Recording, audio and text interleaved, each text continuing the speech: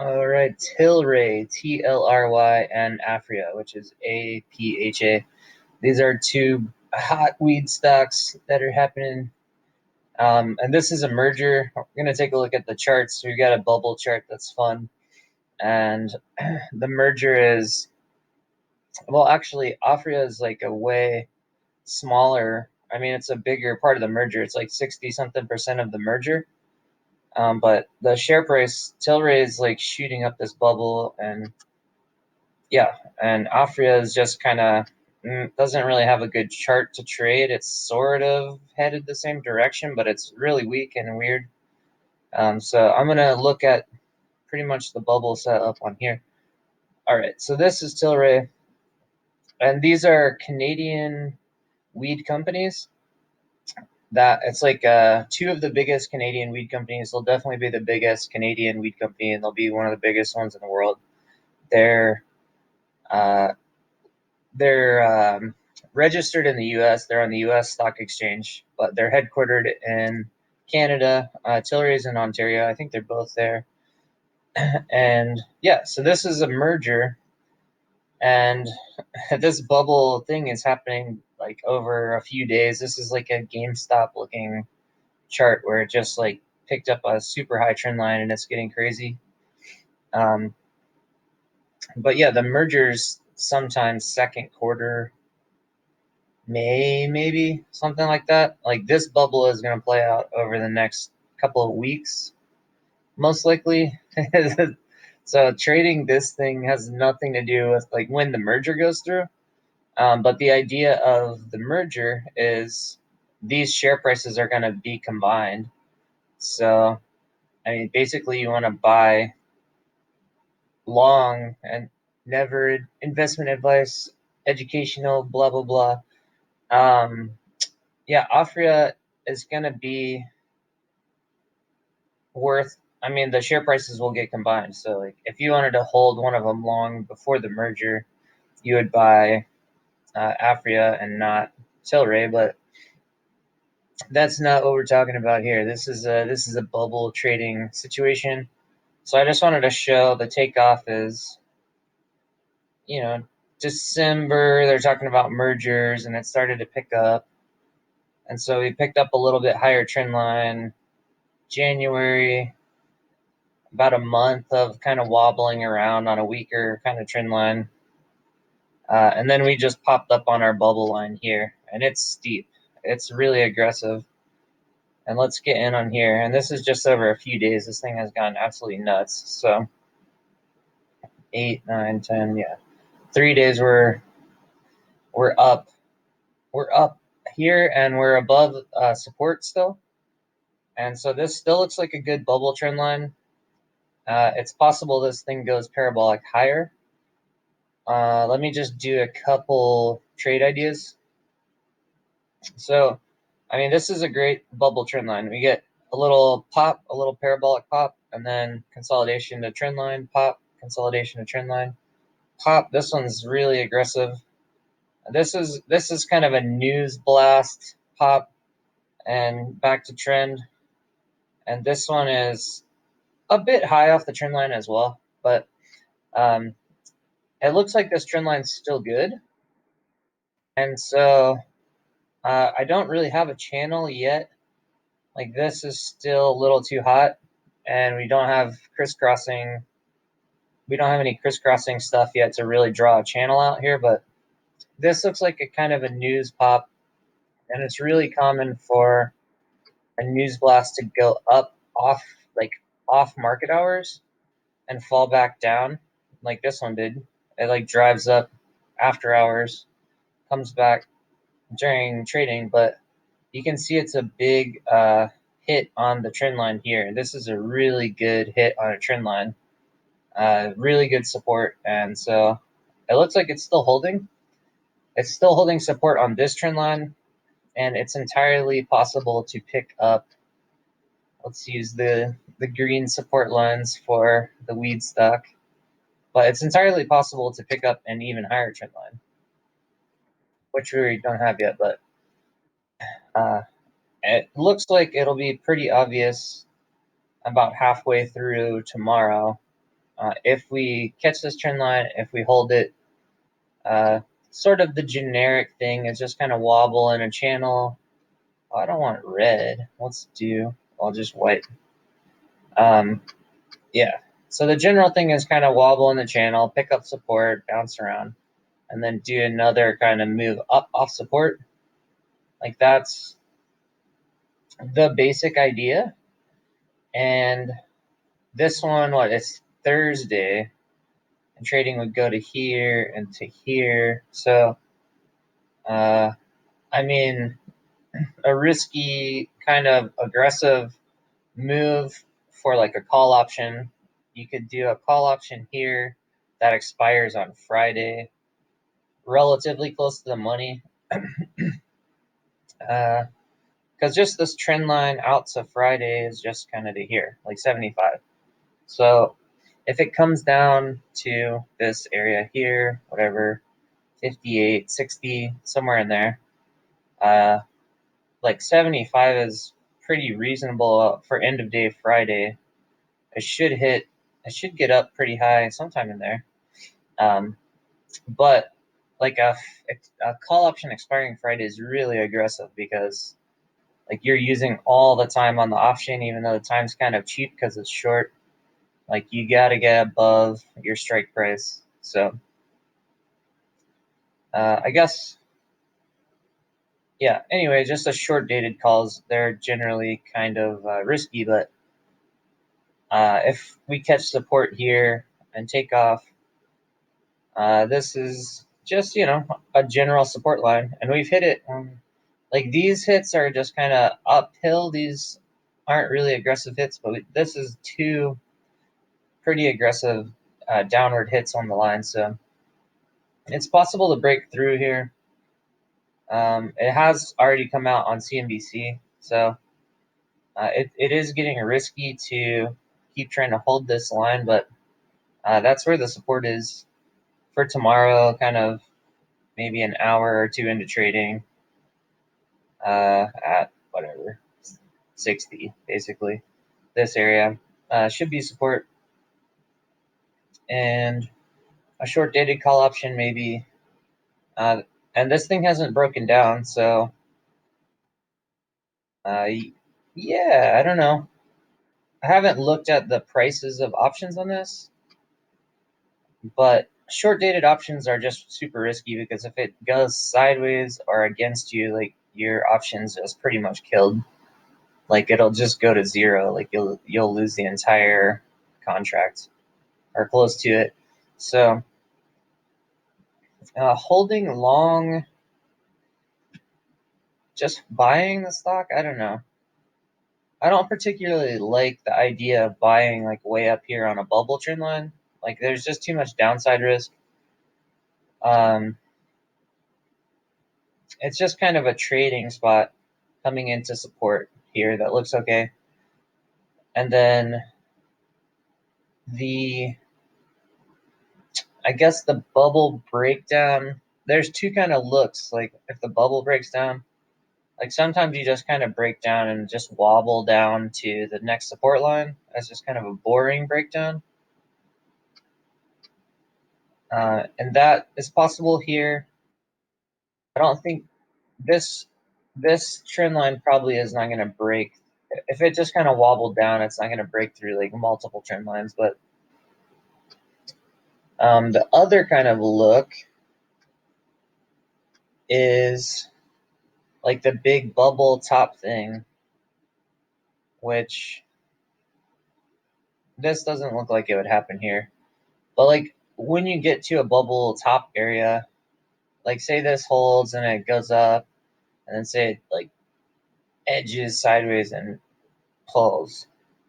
Like if you get a false breakdown and then a slingshot up, like that's probably a parabolic top, and then that will do some crazy stuff where it rips, hits a lower peak, and then just kind of boom, and that'll crash through multiple trend lines.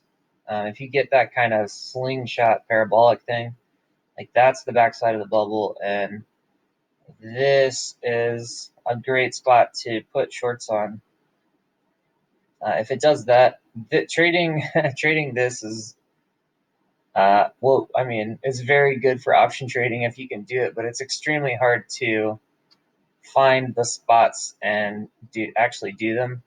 But once you've gotten this huge crisscross and you can kind of set up the down channel, and then you can see that you're like hitting the top of the down channel, like that's an easier place to kind of do puts on the way down from a bubble. But I don't think we're quite there. I mean, this looks like it's still on support.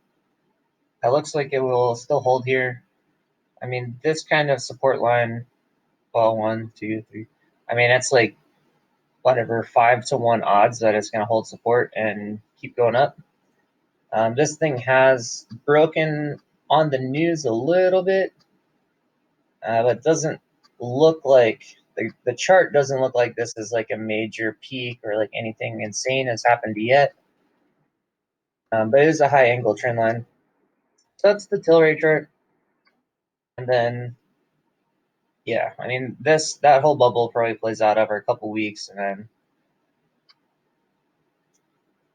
it's what 3 months maybe the merger would happen. It's like not even part of the trading action that's gone on. Then APHA Aphria is a weird chart, and I would stay away from buying these long until this bubble bottoms out. So this bubble might bottom out like on this trend line or something. It could just like come down here, and then probably the other stock to hold long for the merger for a couple of months or something as just kind of a merger kind of arbitrage play. You could buy this one, but not like don't not investment advice, but I wouldn't buy this thing myself like up on a bubble and hold the stock long. Like this is a spot where things are crazy and vertical. And when things are vertical, you look at call options and put options. And so this thing is a vertical up. It's on the front side of the bubble still. And so the front side of a bubble, you want call options that are going to pick up support and then go vertical. And then you close the call option. As soon as it rips vertical, you close the call option, and then it'll usually do something over to support again. And then it picks up support and you do a call option. That's kind of the look up the front of a bubble, and then trying to figure out when the bubble is actually topping is tricky. I mean, do you get the huge parabolic blow off crazy thing, or do you just kind of fall off the trend line and blah, blah, blah, kind of wander down? Because, like, if you're just kind of falling under the trend line and doing this kind of stuff for a long time, that's not great for a put. But if you do the thing where you pull back and slingshot, like that's great for a put. Like that'll crash hard. So that's kind of the top of a bubble look. Like these bubble trend lines don't always go up to like some parabolic crazy bubble blow off thing. Sometimes you just run up a trend line and you just fall off, and it's not that crazy. And it's entirely possible it breaks through here and just kind of does that right now. But this does look like it's just going to hold support. Most likely it's going to hold support and it's going to pop up again by Friday. And so short dated, like if the idea is that it's going to be up by Friday, like Friday put option is a little short. If you buy like the next week, it's going to be pretty expensive probably. And then you have to hold over the weekend. That's all pretty annoying. And then you have to go do a bunch of math and figure out like how much does the time cost to hold it. Because if you're buying till next week and then you're holding it over the weekend, like you're paying for that time, and then by next week it better be up here. You're just paying for a lot of time. When you buy an option contract, you have to pay for the time. So, I mean, say you buy like an option out to next week. Like even if you buy an option out to next week, you want all the action to happen like today, immediately. You always want it to go vertical up right now. And so that's why these bull trend lines are great for options, because you know where to pick up support, and it's probably going to pop pretty soon after that. And so you can do options right at support with the risk of them breaking down, or you just let it kind of pop and wobble a little bit, and then try to do a call there before it takes off, and then you're paying for less time. Like that's the idea with the call options. Anyways, this is Tilray, and it's getting pretty buzzy, and it's probably gonna blow up and then blow off soon, just because it's getting super buzzy. But that's the idea, and then I can take a look at some other bubble stuff. Let me look at just the general market thing. The DXY is super interesting right now. Here's something that nobody else is probably talking about. I've got a DXY chart that's tells the whole story here. Let me go out to day chart. So I mean, this whole bull market that we've had this past year is this huge rip up across this zone here. This is the big 2020 crash at the beginning of 2020. And that vertical up move in the DXY and the dollar is where everything crashed. And then this down, ripping down, down, down. This is the whole year where the market was going super bullish. And as you can see here, this down channel just got to the end of the down channel, popped out. Let me zoom in a little bit. We popped out here, and we didn't just do a bull breakout. Like today, it looks like we picked up support. So we'll find this out tomorrow if this support holds. But if it does, that's a strong dollar move. That's not good for the stock market. I'll go in here on like an hour. Yeah, so check this chart out. So this is what the dollar is doing. We just got to the bottom of that channel, and then we squeezed and popped, right? We back tested the channel here, the top of the channel, and jumped off the top of it. So that's a legit breakout with a big jump in the other direction. And now you can see it's picking up like a grinding support, like right on this upward trend line. We got like a flat bottom breakout. This is really strong. And then this is not strong yet, but it's definitely popping and grinding on this line, and it looks like it wants to hold there. And this is going to be contrary to what freaking everyone else is saying. So this is important, and I like to, and this, I mean, this kind of a trend line, if we pick up this trend line, like this is a trend line that could run for 1 year, it could run for like 10 years. Like these dollar bull lines can run for like 10 years.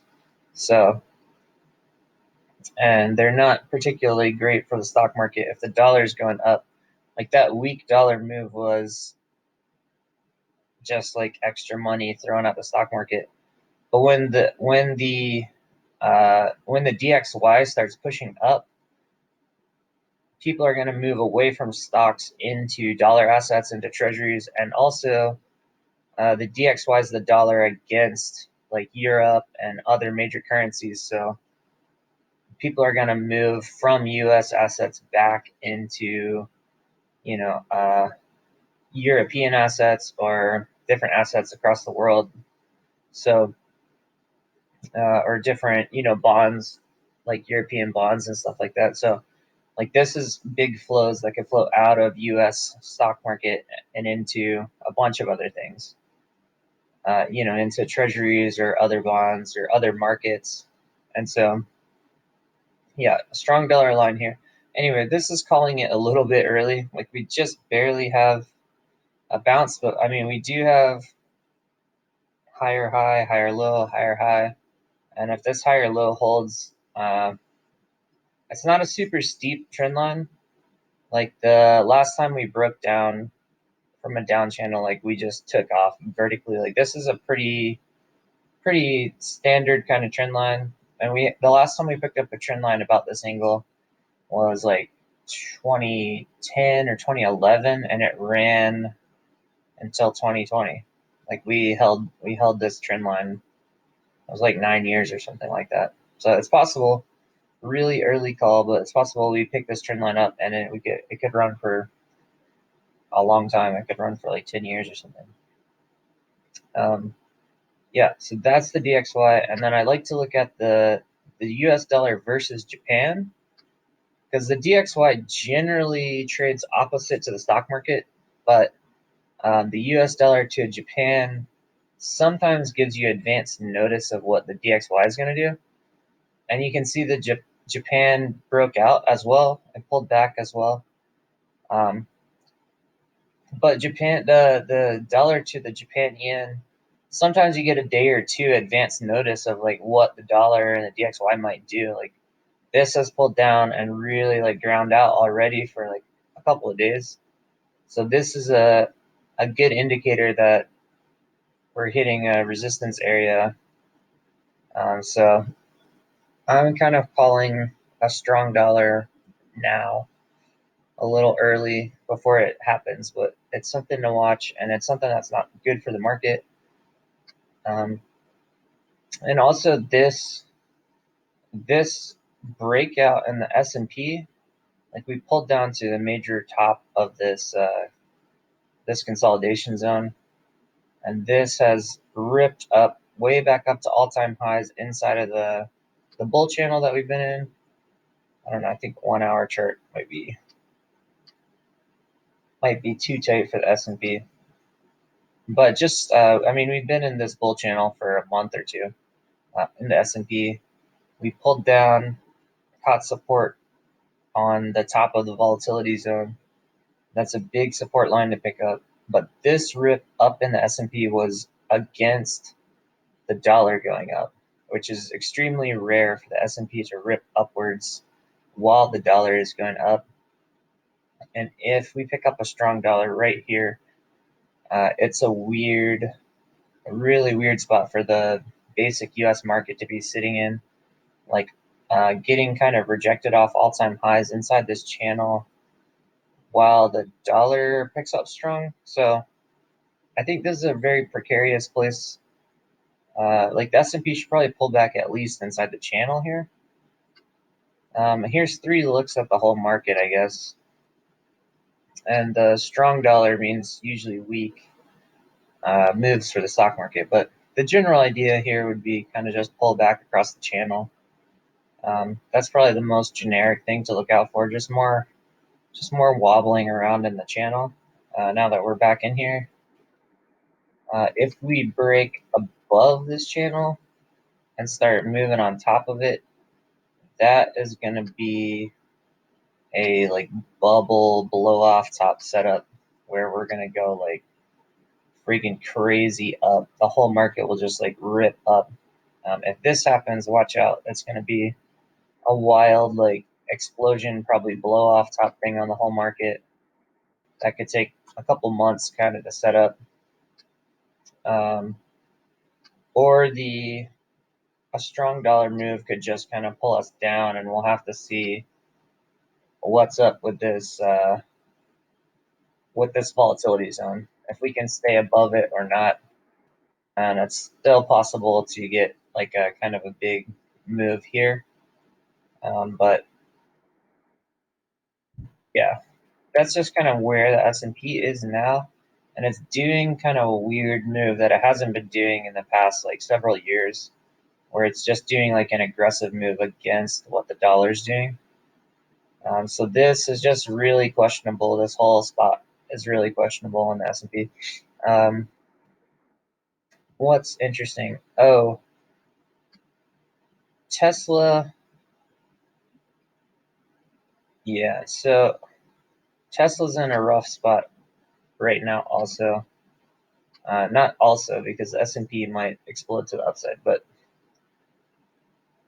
Tesla does not look like it's about to explode to the upside right now. Tesla did a super weird looking flag into support here, and it broke through. I did a video that was like, whoa, we broke down off our bull market line. Let me zoom out to like dailies so you can see the bubble here. Then this is a good look kind of comparing to Tilray as well. But you can see this kind of bubble support line, and then sometimes you can go a little hot off the support line, and then maybe you fall back to support. And so that's sort of where the Tilray thing is kind of up on a little bubble.